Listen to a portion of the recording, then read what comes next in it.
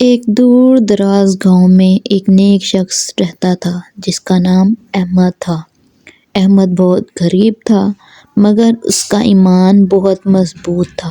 وہ ہمیشہ اللہ پر بھروسہ کرتا اور دعا کرتا کہ اللہ اس کے حالات کو بہتر کر دے۔ احمد کے دل میں یہ یقین تھا کہ اللہ اپنے بندوں کو کبھی اکیلا نہیں چھوڑتا۔ ایک دن گاؤں میں ایک قحط پڑ گیا۔ بارش نہ ہونے کی وجہ سے فصلیں خراب ہو گئیں اور لوگوں کے پاس کھانے کو کچھ نہ بچا۔ سب لوگ پریشان اور نا امید تھے مگر احمد کا ایمان اللہ پر مضبوط تھا۔ اس نے اپنے ساتھیوں سے کہا کہ ہمیں اللہ پر بھروسہ کرنا چاہیے، وہ ہماری مدد ضرور کرے گا۔ ہمیں صبر اور شکر کے ساتھ دعا کرنی چاہیے۔ کچھ دن گزر گئے مگر احمد کی باتوں کا اس پر اور اس کے گاؤں والوں پر کوئی اثر نہ ہوا۔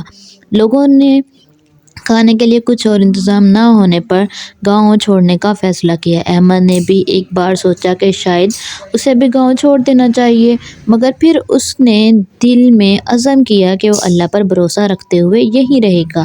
چند دن بعد اللہ نے احمد کی دعا قبول کر لی۔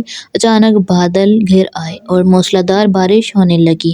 پانی زمین کو تر کر گیا اور فصلیں پھر سے ہری ہونے لگیں۔ احمد نے گاؤں میں خوشحالی واپس آ گئی۔ سب لوگوں نے احمد کی ایمانی قوت اور اللہ پر بھروسے کو سراہا۔ انہوں نے احمد سے معافی مانگی اور اس کے ایمان کی تعریف کی۔ اس کہانی سے ہمیں یہ سبق ملتا ہے کہ ایمان اور اللہ پر بھروسہ ہر مشکل وقت میں ہمیں سکون اور امید فراہم کرتا ہے۔ جب ہمارا ایمان مضبوط ہوتا ہے تو اللہ ہماری مدد ضرور کرتا ہے۔ Thanks for watching.